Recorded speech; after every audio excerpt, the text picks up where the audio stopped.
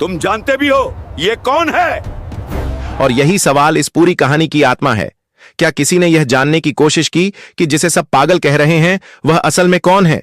जिस पर लोग पत्थर फेंक रहे हैं, क्या उन्होंने कभी उसके शरीर पर पड़े जख्म देखे, या उसके सीने में दबी वो कहानी जो इस देश की हिफाजत की गवाही देती है? दोपहर के ठीक 3 बज रहे थे। उत्तर भारत के एक छोटे से शहर का सबसे व्यस्त इलाका घंटा घर चौक भट्टी की तरह तप रहा था। जून की लू ऐसी चल रही थी मानो हवा भी आग उगल रही हो। लोग छांव ढूंढते भाग रहे थे, दुकानदार पसीने से तरबतर थे और हर चेहरा चिड़चिड़ाहट से भरा हुआ था। इसी चौराहे के एक कोने में कूड़े के ढेर के पास एक आदमी जमीन पर बैठा था। बिखरे हुए बाल, फटी पुरानी कमीज, आंखों में अजीब सी खोई हुई चमक और होठों पर बुदबुदाते हुए कुछ अनजाने शब्द। कोई उसे पागल कहता, कोई भिखारी। कुछ लोग हंसते, कुछ नजरें फेर लेते। चौराहे पर एक फल की दुकान थी। दुकान का मालिक राकेश मिश्रा अपने गुस्से के लिए मशहूर था। उसी दुकान के पास जमीन पर एक सड़ा हुआ केला पड़ा था। भूख ने उस आदमी को आगे बढ़ने पर मजबूर कर दिया। जैसे ही उसने केला उठाने के लिए हाथ बढ़ाया, अरे ओ पागल, हट यहां से! राकेश की आवाज पूरे चौराहे में गूंज गई। मेरे ग्राहक खराब कर रहा है, भाग यहां से वरना डंडा पड़ेगा। वह आदमी रुका, डरा नहीं, उल्टा उसके चेहरे पर एक अजीब सी मुस्कान फैल गई। अगले ही पल वह सीधा खड़ा हो गया, रीढ़ तनी हुई, पैर एड़ियों से जुड़े, आंखें सामने। उसने हाथ माथे तक ले जाकर सैल्यूट मारा। जय हिंद सर! उसकी आवाज में अजीब सी दृढ़ता थी। दुश्मन सीमा पर है, हम पीछे नहीं हटेंगे। राकेश और वहां खड़े कुछ लड़के ठहाके मारकर हंस पड़े। अरे ये तो पागल फौजी है, रोज यही ड्रामा करता है, खुद को बॉर्डर पर समझता है। हंसी के बीच एक लड़के ने सड़क से पत्थर उठाया और पूरी ताकत से उसकी तरफ फेंक दिया। पत्थर सीधा उसके माथे पर लगा और खून बह निकली। लेकिन हैरानी की बात यह थी कि उस आदमी ने न कराह की न सैल्यूट तोड़ा। वह वैसे ही खड़ा रहा जैसे कोई सिपाही अपने अफसर के सामने खड़ा रहता है। उसकी आंखों में अब भी वही चमक थी, पागलपन की या फिर जुनून की, कोई तय नहीं कर पा रहा था। कुछ देर बाद वह चुपचाप वहां से हट गया। चौराहे के बीचों बीच लगे एक खंभे के पास चला गया। उसी खंभे पर 26 जनवरी के दिन किसी ने एक छोटा सा प्लास्टिक का तिरंगा बांध दिया था। अब वह फट चुका था और हवा में लटकते हुए गिरने ही वाला था। अचानक वह आदमी दौड़ा। गिरते हुए तिरंगे को उसने दोनों हाथों से ऐसे थाम लिया जैसे कोई मां अपने गिरते हुए बच्चे को थाम लेती है। उसके हाथ कांप रहे थे, आंखें भीग चुकी थीं। उसने अपनी फटी कमीज से झंडे को बड़े प्यार से साफ किया, मानो वह कोई मामूली झंडा नहीं बल्कि उसकी पूरी जिंदगी हो। उस पल चौराहे पर खड़े कुछ लोग चुप हो गए। शायद पहली बार किसी ने सोचा, क्या वाकई ये आदमी पागल है?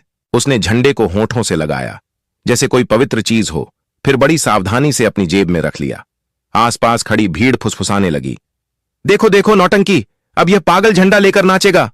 लोग हंस रहे थे, लेकिन अगले ही पल माहौल बदल गया। दूर कहीं से भारी गूंजती हुई सायरनों की आवाज सुनाई देने लगी। यह न पुलिस की जीप थी न एम्बुलेंस की, यह आवाज थी सेना के काफिले की। ऐसी आवाज जो अपने साथ रौब, अनुशासन और डर तीनों लेकर आती है। शहर जानता था आज कोई खास दिन है। आर्मी कैंप में नए जनरल साहब का दौरा था। देखते ही देखते ट्रैफिक रोक दिया गया। हवलदार सीटी बजाते हुए चिल्लाने लगे, सब पीछे हटो, रोड खाली करो, आर्मी का काफिला आ रहा है, कोई सामने नहीं आएगा। इंस्पेक्टर राठौड़ अपनी जीप से उतरे, हाथ में डंडा, चेहरे पर झुंझलाहट।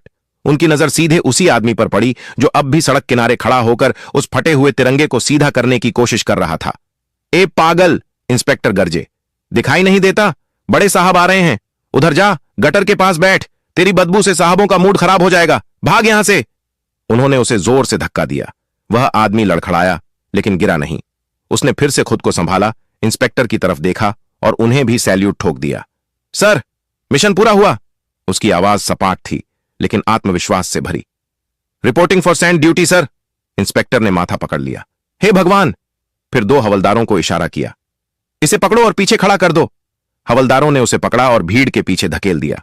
तभी सामने से काफिला दिखाई दिया। सबसे आगे मिलिट्री पुलिस की बुलेट, उसके पीछे जिप्सी और बीच में काली चमचमाती टाटा सफारी जिस पर 3 सितारे दमक रहे थे। वह गाड़ी थी लेफ्टिनेंट जनरल विनोद शर्मा की, भारतीय सेना के उन अफसरों में से एक जिनका नाम ही दुश्मनों की नींद उड़ा देता है। सख्त, अनुशासित और बेहद सम्मानित। उनके पीछे सेना के ट्रकों की लंबी कतार थी। काफिला धीरे धीरे चौराहे से गुजर रहा था। जनरल शर्मा पिछली सीट पर बैठे बाहर का मंजर देख रहे थे। भीड़, चेहरे, शहर, सब कुछ। तभी गाड़ी उस जगह से गुजरी जहां भीड़ के पीछे वह आदमी खड़ा था, हवलदारों की पकड़ में। और तभी जैसे उसके भीतर कुछ जाग गया हो। सेना की गाड़ी, उस पर लहराता तिरंगा। उस आदमी के शरीर में मानो बिजली दौड़ गई। उसने झटके से हवलदारों के हाथ छुड़ा दिए। अटेंशन! उसकी आवाज ऐसी कड़क थी कि आसपास खड़े लोग सिहर उठे। यह किसी पागल की चीख नहीं थी, यह एक कमांड थी। वह भीड़ को चीरता हुआ आगे बढ़ा, सड़क के किनारे एकदम सावधान खड़ा हो गया। ठोड़ी ऊपर, सीना चौड़ा, दाहिनी हथेली माथे पर, एक ऐसा परफेक्ट सैल्यूट कि किसी भी फौजी का दिल थम जाए। कपड़े फटे थे, माथे से खून बह रहा था, लेकिन उसकी मुद्रा, उसका पोस्चर, वह खड़ा होने का ढंग, मानो वह किसी परेड ग्राउंड में खड़ा हो। काफिला आगे निकल चुका था, लेकिन लेफ्टिनेंट जनरल विनोद शर्मा बेचैन हो गए। उन्होंने कुछ देखा था, उस आदमी का खड़ा होना, उसके हाथ पर लगा पुराना घाव, और सबसे ज्यादा उसकी आंखें। उन आंखों में वही आग थी जो उन्होंने 10 साल पहले किसी और सिपाही की आंखों में देखी थी। जनरल विनोद शर्मा ने अचानक ड्राइवर से कहा, गाड़ी रोको। ड्राइवर ने जोर से ब्रेक दबाए। पीछे आ रही जीपें, ट्रक, सब रुक गए। पल भर में अफरा तफरी मच गई। पुलिस वालों का दिल धक धक करने लगा। इंस्पेक्टर राठौड़ दौड़ते हुए आए, कहीं कोई सुरक्षा चूक तो नहीं हो गई। लेकिन जनरल शर्मा पहले ही गाड़ी का दरवाजा खोल चुके थे। वे नीचे उतरे। उनके भारी बूटों की आवाज खाली सड़क पर गूंज उठी। वहीं वह आदमी खड़ा था जिसे सब पागल कह रहे थे। हाथ अब भी सैल्यूट में जमा हुआ, जैसे समय वहीं अटक गया हो। जनरल शर्मा उसकी ओर धीरे धीरे बढ़े। पास खड़े राकेश मिश्रा और पत्थर फेंकने वाले लड़के डर से कांप रहे थे। उन्हें लगा अब तो इसका अंत तय है, रास्ता रोकने की सजा मिलकर रहेगी। इंस्पेक्टर राठौड़ बीच में आ गए। सर, आई एम सॉरी, ये यहां का पागल है, दिमाग से पैदल, मैं अभी हटवा देता हूं। उन्होंने सिपाही को इशारा किया, ले जाओ इसे। लेकिन जनरल शर्मा ने सिर्फ हाथ उठाया, बस एक इशारा, और पूरा सिस्टम चुप। उनकी आंखें सिर्फ उसी आदमी पर टिकी थीं। वे उसके बिल्कुल सामने जाकर खड़े हो गए। वह आदमी अब भी सैल्यूट में था, आंखें सामने गड़ी हुई, पलक तक नहीं झपकी। कुछ सेकंड बीते, फिर जनरल शर्मा की आवाज कांप गई, मेजर विक्रम। नाम सुनते ही जैसे उस आदमी के शरीर में बिजली दौड़ गई। हाथ धीरे धीरे नीचे आया। धुंधली आंखों ने सामने खड़े अफसर को पहचाना। यादों के जाले टूटने लगे। उसके होंठ हिले। कोड नेम तूहान, मिशन लाहौर। बस इतना सुनना था। देश के आर्मी चीफ जो कभी नहीं रोते, आज सड़क के बीच फूट फूट कर रो पड़े। वे आगे बढ़े और उस आदमी को सीने से लगा लिया, इतनी मजबूती से जैसे बरसों पहले खोई कोई अनमोल चीज अचानक मिल गई हो। जनरल की चमकती वर्दी उस आदमी के खून और गंदगी से सनी जा रही थी, पर उन्हें कोई फर्क नहीं पड़ा। विक्रम, तुम जिंदा हो। हमने तो तुम्हें शहीद मान लिया था। 10 साल कहां थे तुम? चारों तरफ सन्नाटा छा गया। पुलिस वाले पत्थर की मूर्तियों की तरह खड़े थे। भीड़ समझ ही नहीं पा रही थी। जिसे वे पागल समझकर धक्का दे रहे थे, उसे जनरल सर क्यों कह रहे हैं? जनरल शर्मा ने उसके चेहरे को दोनों हाथों में थामा। वह आदमी बच्चों की तरह उन्हें देख रहा था। टूटी फूटी आवाज निकली, सर, वो लोग बहुत मारते थे, नाखून निकाल लिए, लेकिन मैंने नाम नहीं बताया सर, देश का राज नहीं बताया। मैं पास हो गया ना सर। ये सुनते ही वहां खड़े हर इंसान का मुंह खुला रह गया। जनरल शर्मा पलटे, भीड़ की तरफ, पुलिस की तरफ। उनका चेहरा गुस्से से तमतमा रहा था। वे दहाड़े, तुम्हें पता है ये कौन है जिसे तुम पागल कह रहे हो, पत्थर मार रहे हो? जानते हो ये कौन है? पूरी भीड़ खामोश थी। फिर उन्होंने चिल्लाकर कहा, यह भारतीय सेना की पैरा स्पेशल फोर्सेस के मेजर विक्रम सिंह राठौर हैं, कारगिल युद्ध के सबसे बड़े हीरो, जिसने अकेले दुश्मन के बंकर में घुसकर 10 सैनिकों को मार गिराया और उसके बाद एक गुप्त मिशन पर पाकिस्तान गया।